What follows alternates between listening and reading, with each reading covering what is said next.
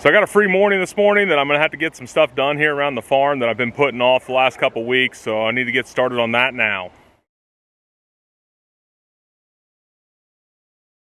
So we're back here in the back of the pasture. Right up there is where that tree fell against the electric fence. I've had the cows out front for the last few weeks. Really hasn't hurt anything. There's plenty of feed out there for them to eat, but I had some time this morning to get back here. I've already walked the electric fence the opposite direction. Everything's good on that side. So I'm gonna go ahead, get this fence shut off, and go up here and finish cutting the rest of that tree off the fence. That way I can get the cows back here in this back pasture because there's a lot of feed back here for them. You know, and that's the most important thing is shutting that fence off because it never fails. I'm always checking the fence or doing something and I realize I didn't turn it off, so I think I'll just grab it really quick. Never fails, I'll get shocked. So we got to shut off so we can get up there and get working on that. So even though this tree is dead, it's not as light as I thought it was. This trunk's pretty thick, and once I started trying to move it a little bit around, I realized I was gonna have to make a lot of cuts. It's up against the ground. I'm over here by myself right now, and really I don't have a couple hours to devote to cutting this up, to getting it off the line. So what I ended up doing there, we cut it, I pulled it underneath the tree, got the old post up, and I basically just put 45 right up through here and reconnected it there to the fence. I went ahead and was able to re-stretch that wire, get it back up where it was supposed to be. I got the top strand and the middle strand of barbed wire hooked back up with some tension on it. But today what I need to do is go home, and I know I've seen this thing when I was looking through a fence supply catalog. It goes in there and twist. It's made to twist up a certain way to pull those strands of barbed wire tighter. I'm gonna order a couple of those. Those should be here in just a couple days. That way I can add it in there because that top layer got stretched out a little bit, and I want to tighten it up. So is this what I wanted? No, but did I get it fixed good enough this morning to get the cows back here?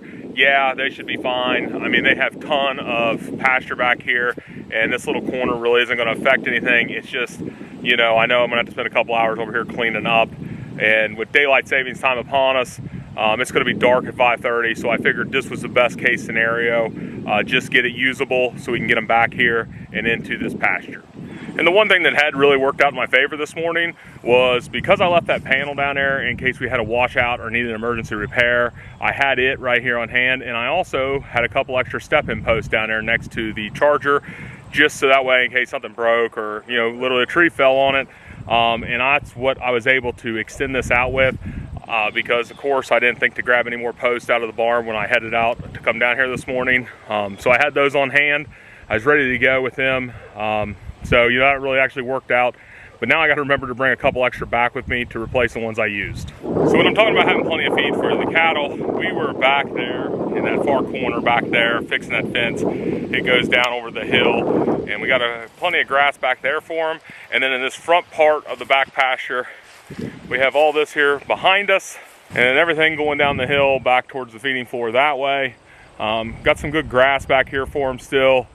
Should have plenty, hopefully, to keep them going for another, I'm hoping at least 5-6 weeks before I really have to think about putting any hay out. Really just depends on the weather and how this grass handles, you know, the temperature change and everything going forward. But normally this stays pretty green back here, and we have a pretty good cover until the middle of December, just depending on weather. So we'll just see how that goes. A couple little spots right down here in the creek, down here in the bottom, still has a little bit of water in them, but it's not fresh. So we're continuing with that water for them. They can still access all that there in the back of the feeding floor. But out here, you know, it looks pretty good. In that storm though, we ended up losing some more trees right here in this little stand. Tops broke out of a couple of them were dead.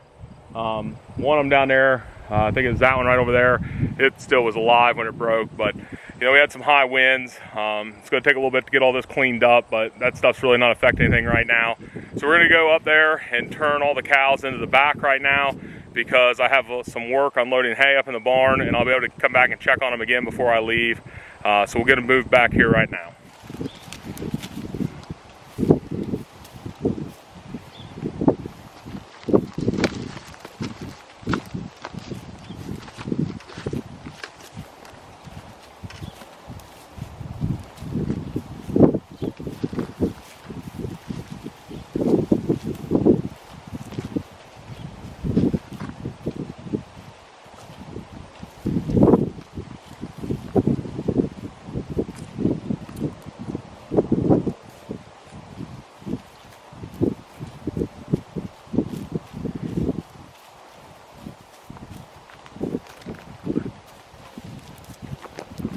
So I have no reason to believe these guys won't be fine back here. The thing I hate is just because I changed that fence up just a little bit. I'm not worried about the perimeter fence, it's the electric fence.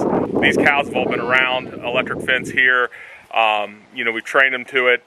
We've had them on different styles of charger. That being the solar charger is probably the least amount of shock out of any of the chargers that we have. And, you know, they just kind of respect it just because they know that it'll shock them.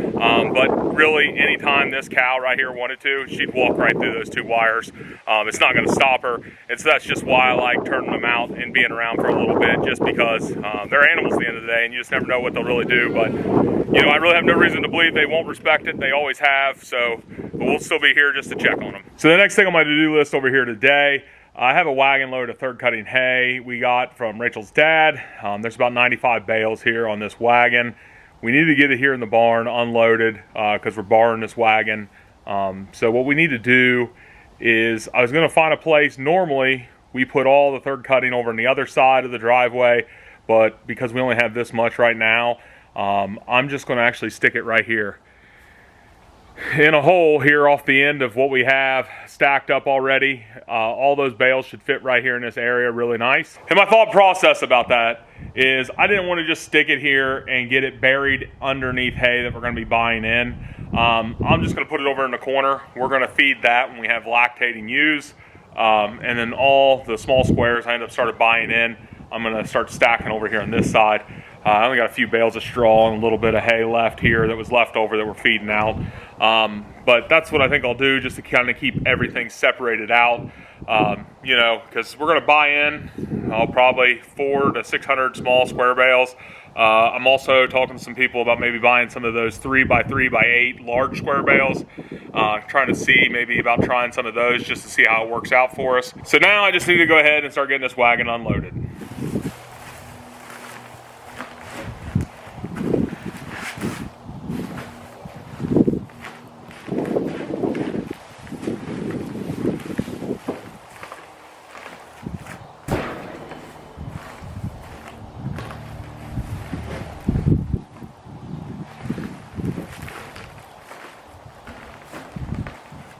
I got about half this wagon unloaded here into the spot.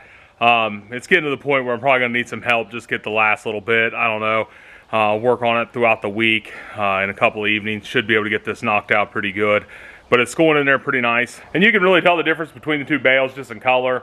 But this will age a little bit here in the barn. But it'll be a little bit easier in the middle of winter just to pull out of this one cubby hole when we're starting to have lambs and feeding this then. But like I said, what I want to do is keep it separated, so I'm having to go up higher, and being over here by myself right now, it's getting to be a little difficult just getting it up there. So I'll wait till I get some more help. What I need to do now, I'm going to run back and check on those cows and top off everybody's water while I'm here.